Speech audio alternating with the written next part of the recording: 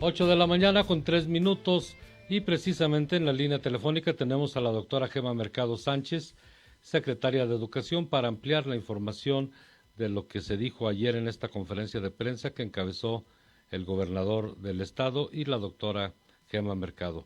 Gema, buenos días, gracias por recibirnos la llamada.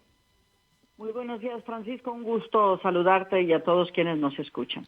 Gema, no se detiene el proceso educativo, pero regresamos con la sana distancia, regresamos con línea, ¿verdad? En línea. Sí, bueno, pues es necesario que no detengamos todo el esfuerzo y toda la infraestructura y todo lo que llevamos educativo de desarrollo, pero no podemos regresar a las escuelas. Los semáforos rojos en nuestro estado, rojos en la mitad del país, anaranjados en el resto, pues nos impiden la posibilidad de que regresemos a la escuela, pero sí regresamos al ciclo escolar 2020-2021. ¿Cuándo es el regreso a clases? ¿Cuándo es el regreso a clases en línea? Mira, te quiero decir lo siguiente, la semana que entra en Zacatecas vamos a tener una semana lo que llamo de confirmación de inscripciones. Nosotros ya tenemos la lista de los alumnos. Esa lista tiene 3 fuentes que lo alimentan. Uno son las preinscripciones de febrero, otro es los niños que ya estaban con nosotros en las escuelas, los seguimos teniendo ahí, inscritos en el año subsiguiente del que estaban, y otro es, nosotros hicimos una preinscripción en comunidades rurales, es decir, preinscribimos a todas las niñas y niños de las comunidades, de tal manera que de esas fuentes tenemos ya nuestras listas por cada escuela. Nada más necesitamos que confirmen, no les vamos a pedir ahorita los documentos, lo vamos a hacer de buena fe. Entonces, la semana que entra es confirmación de inscripciones. Las 2 semanas subsiguientes van a ser semanas para entregar los libros de texto y después de eso vamos a tener el consejo técnico intensivo. Así es de que vamos a estar empezando en la última semana de agosto o la primera de septiembre. Existe una ley federal, la Ley de Educación, que dice claramente que el calendario específico lo determinará el gobierno federal. Esa es la información que estamos esperando el lunes próximo, este lunes que viene, el 3 de agosto, donde el presidente de la República en su conferencia de prensa de en la mañana dará información y después a las 10 de la mañana el propio lunes nos sentaremos la CONAEDU, que es la Comisión Nacional de Autoridades Educativas. Ahí vamos a dilucidar todos los detalles de fecha, pero es muy importante, regresamos, no necesariamente en línea, regresamos con educación a distancia, que eso significa por todos los medios posibles, televisión, radio, WhatsApp, mensajería, correos electrónicos, por todos los medios que tenemos y que ensayamos en el cierre del ciclo escolar 2019-2020. Nos agarran mejor parados, cada vez ha habido más capacitación para maestras y maestros, ha habido más conciencia de las posibilidades o de las limitaciones que hay en las casas, así es de que, pues, ese es el escenario del regreso a este ciclo escolar 2020-2021. Oye, pero en todo este regreso a clases, en todo este sistema con el que se implementan ahora las clases, no hay modelo híbrido, ¿verdad? No hay modelo híbrido. Es muy importante que no hay regreso escalonado, no hay regreso de ninguna naturaleza que abra nuestras instalaciones escolares. Eso es muy importante que lo sepamos. No podemos regresar bajo ningún esquema presencial, sea escalonado o no. No podemos ahorita regresar. Las escuelas tienen una estructura que convoca la movilidad social de casi todas las familias del país, en este caso del estado de Zacatecas. Entonces, las escuelas fuimos las primeras que nos detuvimos, que cerramos y seremos las últimas en abrir. Cuando abramos las escuelas plenamente, significará que ya están abiertos los cines, significará que ya están abiertos los gimnasios, que toda la vida social está abierta. Oye, el 22, 23 de marzo se inició con este sistema de educación a distancia, novedoso para muchos, otros ya lo venían practicando. ¿Cuáles fueron los resultados en este cierre de ciclo 2019-2020? Bueno, pues quiero decirte que tenemos resultados mayormente satisfactorios, considerando, Francisco, que no podemos como hacer alardes de triunfalismo, porque vivimos una tragedia mundial de salud que tiene un impacto económico devastador y lo ha tenido.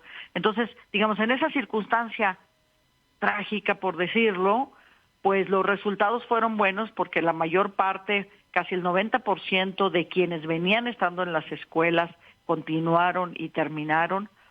No puedo decir exento de sacrificios, de omisiones, exento de ausencias, de faltas.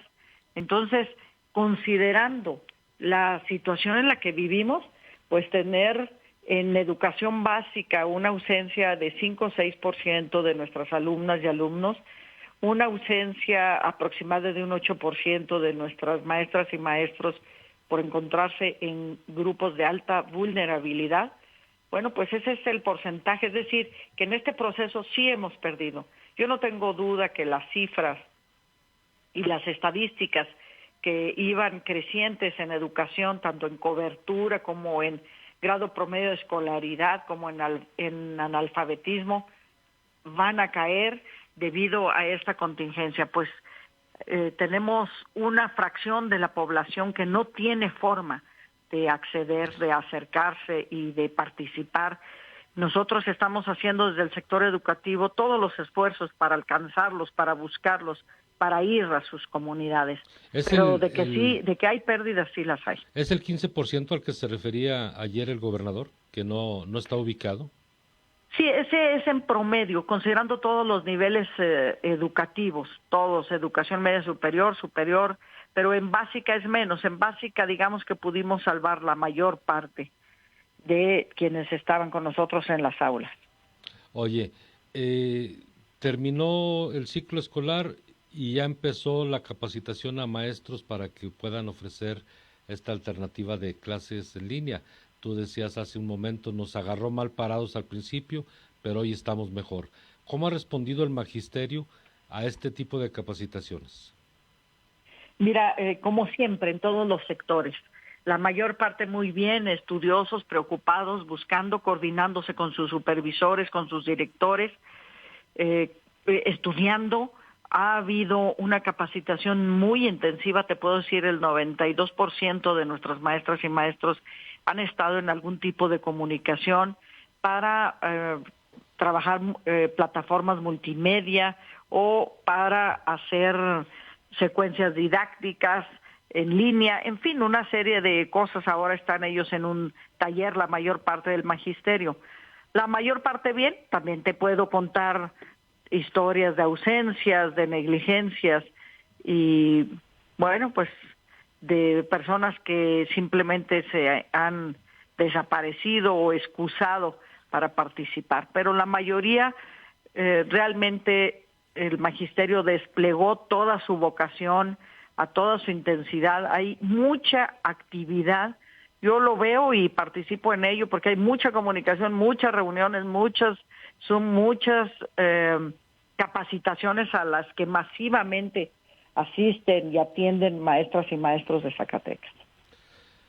El tema que más le interesa a la mayor parte de la población, de los padres de familia, es el asunto de las colegiaturas, de las cuotas de padres de familia. ¿Cómo queda esta parte? Porque ayer, después de que terminó tu conferencia de prensa, entendemos que no son obligatorias las cuotas de padres de familia, pero en las escuelas públicas. En cambio, en las escuelas privadas sí se están cobrando.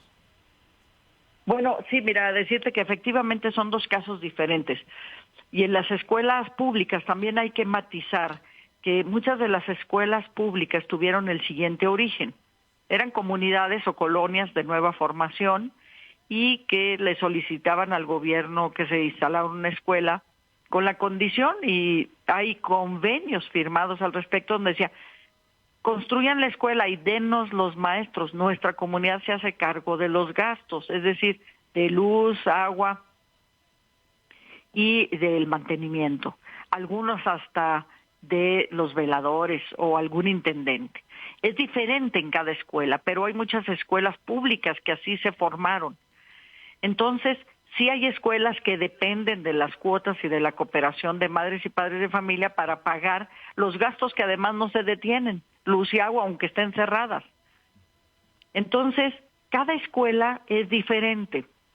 Lo que no puede hacer es que se pidan cuotas para material, cuotas para eventos, cuotas para ninguna cosa de las que implican actividades cuando las escuelas están activas. Para su mantenimiento básico, ese es el convenio, ese es, digamos, el acuerdo que hubo entre gobierno y las comunidades específicas. Entonces, yo ahí, en el caso de las públicas, les pido un ejercicio muy grande de transparencia, de claridad, de honradez, de honestidad, para que podamos seguir contando con el apoyo de las madres y padres de familia según el convenio de origen de su escuela. Cada escuela es distinto, podrá ser otra de las más antiguas en las que la Secretaría paga todo, luz, agua, mantenimiento, todo, pero es diferente las historias en cada escuela.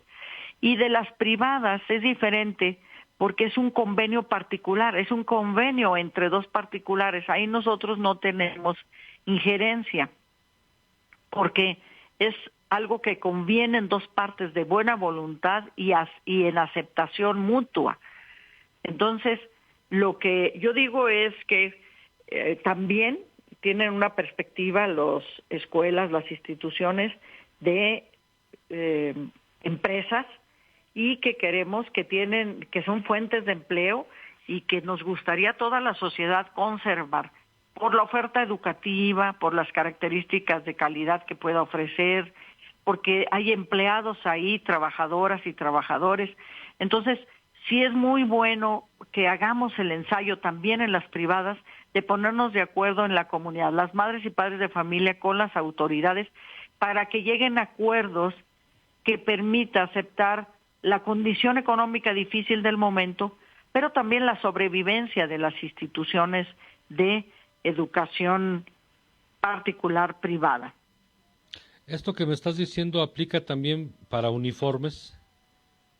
Bueno, obviamente no se necesitan uniformes, ¿verdad? Va a salir un decreto gubernativo que sí va a aplicar también a las privadas, donde sería insensato pedir uniformes en este momento.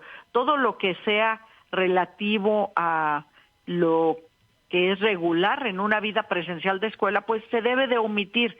Yo sí hago un llamado a las instituciones privadas a que hagan una evaluación muy clara para encontrar ese punto de equilibrio preciso, de ayudar a las madres y padres de familia que optan por esta alternativa educativa y la sobrevivencia de ellos. Yo creo que no es momento de ganancias, porque más bien lo que tenemos son grandes pérdidas económicas en todos lados, pero sí de sobrevivir y sí de rescatar la alternativa y la presencia académica de las escuelas privadas.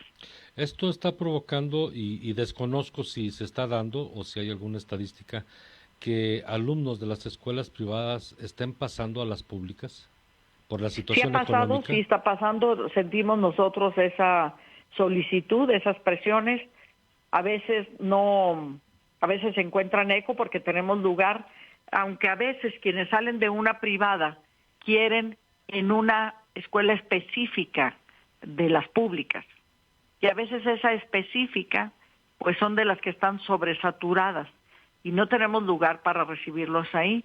Sí tenemos lugar para todas las niñas y niños de Zacatecas, pero no en las escuelas de elección necesariamente de sus madres y padres de familia. Entonces, sí lo hemos percibido, sí está claro que hay un flujo de alumnas y alumnos de escuelas privadas a públicas, pero no es tan masivo, no es dominante, digamos. Yo creo que en la mayoría de los casos las instituciones están preservando a sus familias que optan por ese servicio.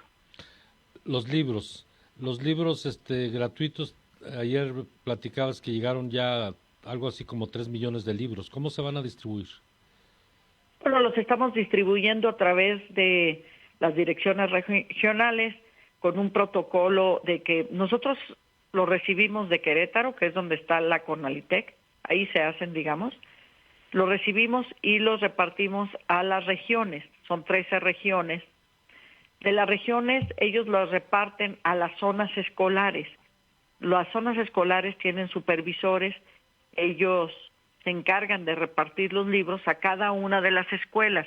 Cada supervisor tiene entre 10 y 16, entre 8 y 16 escuelas a su cargo. Ellos son los encargados de coordinar junto con las autoridades de la escuela la entrega de libros.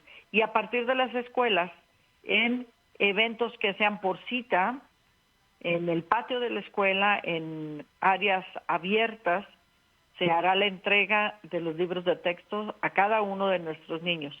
En algunos casos de las comunidades iremos a entregar los libros a las comunidades, a las casas de las niñas y de los niños.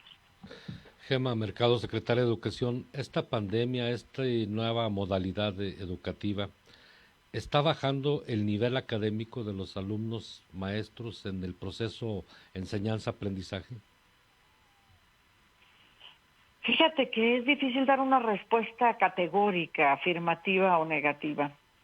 Yo diría que en cierto sentido sí, porque obviamente no podemos cubrir toda la pretensión y todo lo que podemos lograr en las escuelas.